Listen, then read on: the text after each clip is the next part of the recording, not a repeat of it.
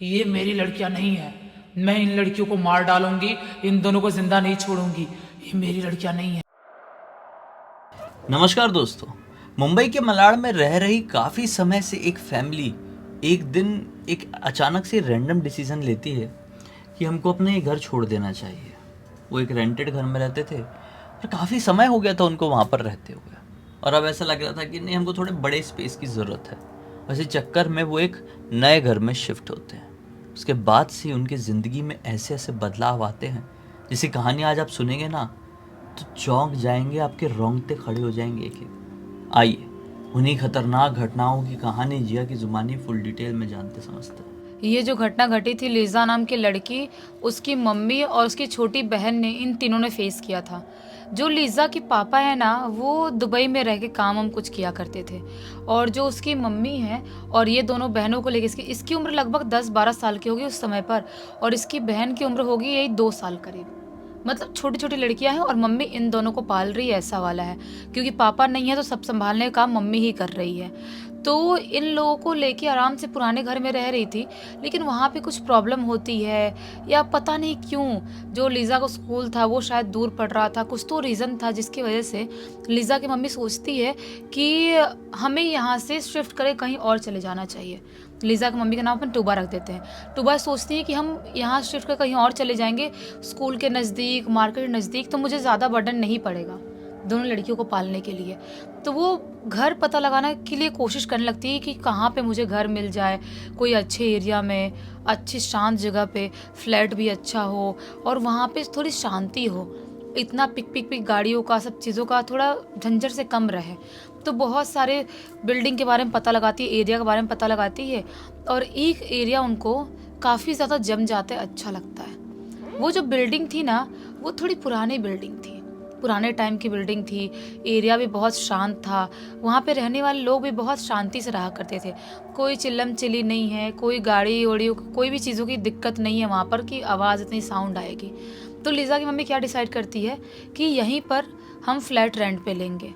वो बात करती है, आगे का प्रोसेस करती है, और उसके बाद टूबा जी, लीज़ा और लीज़ा की बहन, तीनों उस फ्लैट में, नए फ्लैट में शिफ्ट हो जाते हैं जहाँ पे ये लोगों ने शिफ्ट करना था। वहाँ आ गए, वहाँ पे आके आराम से रहने लगते हैं। लेकिन पहले दूसरे दिन से ही टूबा जी को कुछ अजीब सा महसूस होने लगता है, अजीब सा। उनको ऐसा लगता है कि बहुत बहुत घुटन सी लग रही है मुझे, हर टाइम एक दबाव सा महसूस हो रहा है। लीज़ा और उसकी बहन तो छोटे थे, वो इतना महसूस नहीं कर पा रहे थे, लेकिन टूबा जी को लग रहा था कि कुछ तो यहाँ पे अनयूजुअल है, जो मतलब कुछ है यहाँ पे जो मुझे समझ में नहीं आ रहा है। बोलते ना कि कोई जगह आप जाओ और वहाँ पे अचानक से एक दबाव सा महसूस होने लगता है, हैवीनेस फील होती है, एनर्जी, वहाँ की वाइब्स बहुत ज़्यादा कई बार निगेटिव टाइप की फील हो जाती है। वैसे ही लग रहा होगा। हाँ। तो टूबा जी को ऐसा लग रहा था, लेकिन उनको ऐसा लगता है कि हो सकता है कि पुराना घर जो इतने साल से रह रहे थे वो छोड़ के आई हूँ, तो उसकी वजह से ऐवी हो रहा होगा, घर की याद आ रही होगी, मैं समझ नहीं पा रही हूँ। कोई बात नहीं, हम आराम से रहते हैं। लेकिन रहते ही रहते अब वो रात में कुछ अलग चीज़ें महसूस करने लगती है टूबा जी। रात में क्या होता है कि ये बच्चियाँ सो रही हैं, ये भी सो रही है बच्चों के साथ अपने। अचानक से रात के टाइम में इनके जो बाथरूम का नल है ना, वो अचानक से खुल जा रहा है, पानी गिरने लग रहा है। जाती हैं, नल बंद करती हैं, दिन में कभी पानी गिरने का कोई सवाल पैदा नहीं हो रहा है। रात के टाइम में वापस बंद कर रही हैं, वापस चालू हो जा रहा है। और ये जो पानी गिरने का सिलसिला था ना, ये तो था ही। अब उसके बाद जब भी आधी रात का टाइम हो रहा है, इनको छन छन छन छन छन छन करके पायल की आवाज़ सुनाई दे रही है, अलग सी पायल की आवाज़ सुनाई दे रही है। ऐसा लग रहा है कि जो इनका बाथरूम का है, जो टाकी है बाथरूम की, वहाँ उसके ऊपर या उसके अंदर कोई घुस गया है, या घर में किस कोने से किस कोने तक जा रहा है, ऐसी कोई आवाज़ सुनाई दे रही है। वो परेशान होने लगी, रात की नींद उड़ने लगी थी बिल्कुल। समझ में नहीं आ रहा था कि मैं क्या करूं। अजीब सा तबीयत ख़राब होने लगी, ना नींद हो रही है, ना बच्चों पे ज़्यादा ध्यान देना हो पा रहा है। ड्रास्टिक चेंज जो आ गया लाइफ में, अजीब सी तबीयत ख़राब होने की वजह से। बहुत तबीयत ख़राब हो रही थी। एक दिन क्या सोचती हैं टूबा जी कि मैं अपने सासू माँ से मिलने जाती हूँ, जो कि गोरेगांव मुंबई में रहती थी। तो अपनी दोनों बेटियों को लेके सासू माँ के घर जाती है। वहाँ पर जाती है और वहाँ पे बताती है अपनी सासू माँ को कि ये प्रॉब्लम हो गई है। वहाँ पे जब से हम शिफ्ट करे हैं तब से कुछ अजीब सा फील हो रहा है। बच्चों को तो नहीं पता, वो छोटे हैं वो, लेकिन मुझे कुछ अच्छा नहीं लगता है। मुझे ऐसा लगता है कोई रात में हमारे घर में घूमता फिरता है।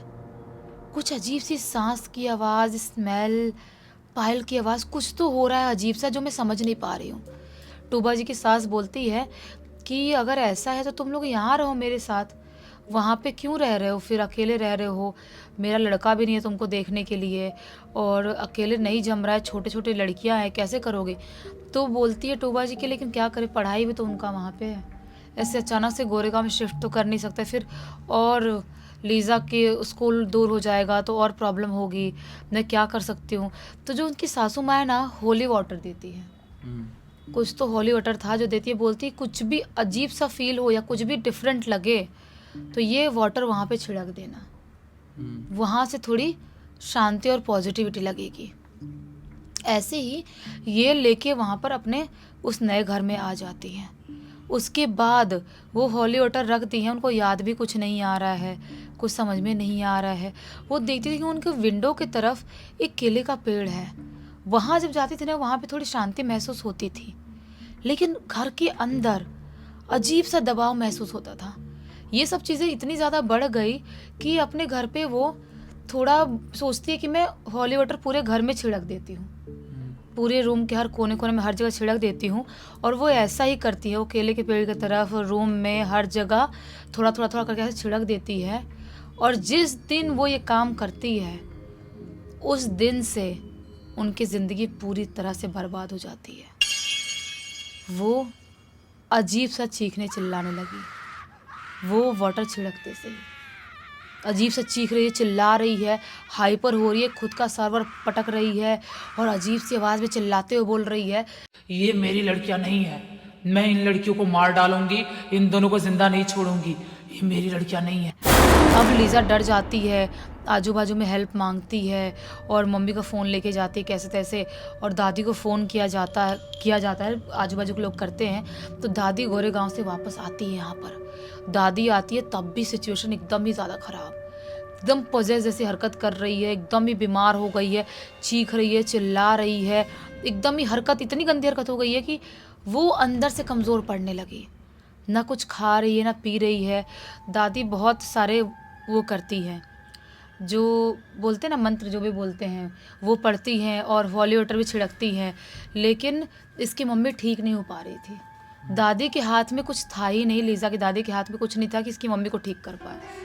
वो बहुत ज़्यादा परेशान रहने लगी। रात के टाइम अजीब सा टूबा जी उठती थी, चीखने चिल्लाने लगती थी, खुद का सर्वर पटकने लगती थी, अजीब सी आवाज़ में, भारी सी आवाज़ में बोलती थी, ये मेरा घर है, ये लड़कियां मेरी नहीं है, इन दोनों को ख़त्म कर दूंगी और आराम से इस घर में रहूंगी, मुझे इस घर से कोई बाहर नहीं निकाल सकता, ऐसी ऐसी आवाज़ में बोलती है।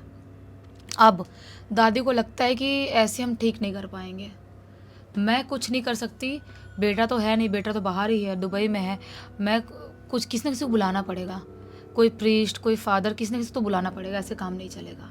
तो दादी पता लगाती हैं और एक अच्छे से प्रीस्ट को बुलाती हैं, और उनको बुला के जब घर पे लाते हैं तो वो अंदर एंटर करते से प्रीस्ट क्या बोलते हैं कि इस घर में बहुत ज़्यादा नेगेटिविटी है, बहुत ज़्यादा हैवीनेस है, बहुत एक ऐसी आत्मा रहती है कि ऐसा घोस्ट है इस घर में, एक ऐसी तड़पती हुई आत्मा रहती है जो बहुत ही अजीब सी हालत में इस दुनिया से गई थी, बहुत दर्द से, बहुत तड़पते हुए इस दुनिया से गई है, जिसकी वजह से उसकी आत्मा बहुत क्रूर हो गई है। और इतनी क्रूर आत्माओं को बाहर निकालना बहुत मुश्किल होता है। वो इस घर पे बहुत साल से कब्जा करके रखी है, क्यों इस घर में रहने के लिए आया है, पता नहीं लगा इसके बारे में। तो टूबा की सास यानी कि लीज़ा की दादी बोलती है कि मुझे नहीं पता, इसकी मम्मी ने ही, जो पॉजेस है उसने ही पता लगाया था और वही यहाँ पे रहने आई थी, मुझे कोई आइडिया नहीं था, मुझे आइडिया होता तो मैं ऐसा नहीं आने देती इनको यहाँ पर। कुछ करो आप फादर, आप कुछ तो कर सकते हो। फादर बोलते हैं कि मैं करता हूँ कुछ। एक और फादर को बुलाया जाता है और उसके बाद वहाँ पर अपना सब उनका झाड़ फूँक चालू होता है। एग्जॉर्सिज्म हाँ, एक्सोर्सिज्म जैसा करते हैं वैसे झाड़ फूंक चालू होता है। बहुत टाइम तक करते हैं, बहुत घंटों तक। वो जो टूबा की हालत है ना, वो एकदम ही ज़्यादा परेशान, उनकी हड्डियाँ वड्डियाँ पूरी ऐसे मोड़ दी है, शरीर अजीब सा अकड़ा ली है, जैसा कि वो नहीं बच पाएंगे। और सबसे पहले मारने के लिए अपनी छोटी वाले बच्ची के पास जा रही है। मतलब एग्जॉर्सिज्म ही हो रहा हाँ। होगा। जब कभी भी वो होता है ना तो ऐसा ही होता है। जो अंदर आत्माएं होती है ना वो बहुत ज़्यादा मतलब जागरूक हो जाती है, बहुत ज़्यादा क्रोधित हो जाती है कि ये क्यों किया जा रहा है, इस तरह की प्रेयर, इस तरह के वर्सेस या मंत्र हमारे सामने क्यों पढ़े जा रहे हैं, और वो खुद को हार्म करने लगती है या फिर आसपास जो भी रहेगा उनको हार्म करने लगते हैं। तो इसीलिए ज़्यादा लोग चाहिए था हेल्प करने के लिए। 2 फादर रहते हैं, दादी है। अब लीज़ा 10 साल की क्या कर पाएगी, और छोटी सी उसकी 2 साल की बहन तो और भी कुछ नहीं कर सकती। कैसे तैसे करके बहुत टाइम तक उनका जो भी झाड़ फूक वाला रहता है सब होता है, बहुत घंटों तक, कितने घंटे बीत जाते हैं, तब जाके वो थोड़ी सी नॉर्मल होती है। जब इसकी मम्मी थोड़ी नॉर्मल होती है, उसके बाद थोड़ा बहुत पानी वानी पिलाने की कोशिश करते हैं, तो पानी वानी थोड़ा पीती है और तब जाके अपने पूछती है। सबसे पहले होश में आती सी मेरी मेरी बेटी कहाँ है, मेरी छोटी वाली बेटी कहाँ है। तो बेटी को पास में लाया जाता है। अपनी बेटी को देख के बहुत तेज़ तेज़ चिल्ला चिल्ला कर रोने लगती है, बोलती है मेरे साथ क्या हुआ है, मुझे कुछ समझ में नहीं आ रहा, मैं इतनी कमज़ोर क्यों महसूस कर रही हूँ, और मेरी मेरी बेटी को क्या मैं मारने की कोशिश कर रही थी, मुझे थोड़ा थोड़ा लग रहा है कि मैं मारने की कोशिश कर रही थी। सब लोग बोलते हैं कि आप शांत हो जाओ, आपको हम अभी नहीं बता सकते कि आपके साथ क्या प्रॉब्लम हुई थी, ऐसे अचानक से नहीं बता सकते, लेकिन आप अभी ठीक हो और आपकी दोनों बेटियां बिल्कुल ठीक हैं, आप शांत रहो। तो जो प्रेस्ट जो फादर हैं वो उनको शांत करवाते हैं और हॉली वाटर पिलाते हैं और उनके पूरे घर को शुद्ध करते हैं, अच्छे से शुद्ध करके, और बोलते हैं कि जितनी जल्द से जल्द हो सके इस घर को छोड़ दो। तो अब दादी, लीज़ा की दादी रिस्क थोड़ी लेंगी। वो लीज़ा को, उसकी बहन को और उसकी मम्मी टूबा को लेके वहाँ से अपने गोरे गांव वाले घर पे चली जाती है। वहाँ पे जाती है, उसके बाद दादी बताती है टूबा जी को, उनके सास, की क्या क्या प्रॉब्लम तुमको हो गई, तुम क्या क्या कर रही थी। वो बोलती है ऐसे कैसे हो सकता है, मैं तो वो घर ली थी, मुझे किसी ने बताया नहीं था, और वो फ्लैट कब से बंद था मुझे नहीं पता। तो दादी बोलती है छोड़ो ना, अब जो होना था वो हो गया। तो टूबा जी बोलती है नहीं, मैं ऐसे नहीं छोड़ सकती, मैं पता लगाऊंगी आखिर वहाँ पे प्रॉब्लम क्या है, क्यों मुझे वैसा फ्लैट दिया गया जिसकी वजह से मेरी ज़िंदगी बर्बाद हो सकती थी, मेरी बेटियों के साथ कुछ हो सकता था। वो वहाँ जाती है और आसपास के लोगों से पता लगाने की कोशिश करती है, और एक अपना पहन के रखे जो चीज़ें पहनना है उनको, कि कुछ वापस वो स्पिरिट ना आ जाए, और बिल्डिंग के कुछ लोगों से पता लगाने की कोशिश करती हैं। तो पता चलता है कि उस फ्लैट में, जिस फ्लैट में ये लोग रह रहे थे ना, उस फ्लैट में आज से लगभग 5-6 साल पहले एक रोज़ नाम की औरत रहती थी, और उसकी इकलौती बेटी थी ईवा, जो छोटी सी थी, 5-6 साल की होगी। अपनी बेटी को लेके सिंगल मदर थी, अकेले अपनी बेटी को पाल रही थी, आगे पीछे देखने वाला कोई भी नहीं था। अपनी बेटी को जैसे तैसे करके पालती थी, उसको स्कूल भेजती थी, खुद अपना काम करती थी, अपना काम करके जॉब करने जाती थी, सब कुछ अकेले ही हैंडल कर रही थी। एक दिन की बात है, अपनी बेटी को स्कूल भेज देती है और उसके बाद वो तैयारी करने लगती है खुद ऑफिस जॉब जाने की। तभी अचानक से, पता नहीं कैसे, घर में अचानक से आग लग जाती है, और इतना खतरनाक, वो बोलते हैं कि उसका वो होता है फायर का, जिसकी वजह से उसके चपेट में जाती है और रोज़ बच नहीं पाती है। तड़प तड़प के बहुत ज़्यादा खुद को बचाने की कोशिश करती है, बहुत चीखती चिल्लाती, आजू बाजू के लोग भी, फायर ब्रिगेड गाड़ी भी आती है, लेकिन वो नहीं बच पाती है। आखिरी टाइम पे चीखते चिल्लाते हुए ये बोली थी कि मेरी बेटी को कौन देखेगा, मैं अपनी बेटी को छोड़ के नहीं जा सकती, मैं उसके साथ ही रहूँगी, मैं उसे नहीं छोड़ सकती, ऐसे चिल्लाते हुए बोलती है, और वो ख़त्म हो जाती है। उसके बाद कोई रिलेटिव रहे होंगे जो उसकी बेटी को लेके जाते हैं, लेकिन सुनने में आता है कुछ टाइम बाद कि जो रोज़ की बेटी ईवा थी वो नहीं बच पाती, वो भी ख़त्म हो जाती है अपने आप, पता नहीं कैसे। और उसके बाद से उस फ्लैट में जो भी रहने की कोशिश किए वो 1-2 दिन ज़्यादा नहीं रह पाते थे। किसी न किसी की प्रेजेंस, किसी की स्पिरिट उनको महसूस होती थी। लेकिन आप अपनी 2 लड़कियों को लेके इतने दिन तक रही, उसको देख के जेलसी हो रही थी शायद, कि आप अपनी लड़कियों के साथ रह रही हो, आराम से रह रही हो, आप भी एक सिंगल मदर जैसे रह रही हो। तो वो आपके शरीर में आई और आपके बच्चों को मारने की कोशिश कर रही थी, जो भी चीज़ें कर रही थी वो सही नहीं था, आप यहाँ इस बिल्डिंग में भी मत रहना, इस उस फ्लैट में रहना दूर की बात है। वो बोलती है नहीं नहीं, मैं बिल्कुल इस बिल्डिंग क्या सोसाइटी में नहीं रहूँगी मैं। वहाँ से टूबा चली जाती है और दूसरी सोसाइटी में दूसरी जगह पे फ्लैट देखती हैं और वहाँ पर अपनी छोटी बेटी के साथ रहना स्टार्ट कर देती है। जो लीज़ा थी वो दादी के साथ ही रहने लगती है, पढ़ाई लिखाई करना चालू कर देती है। आज उनकी ज़िंदगी में सब कुछ बिल्कुल ठीक है, लेकिन उन रातों को कहीं से भुला नहीं सकते। बड़ा ही मुश्किल है भुला पाना, और सच में जो हुआ वो बहुत ही ज़्यादा डरावना, स्कैरी था।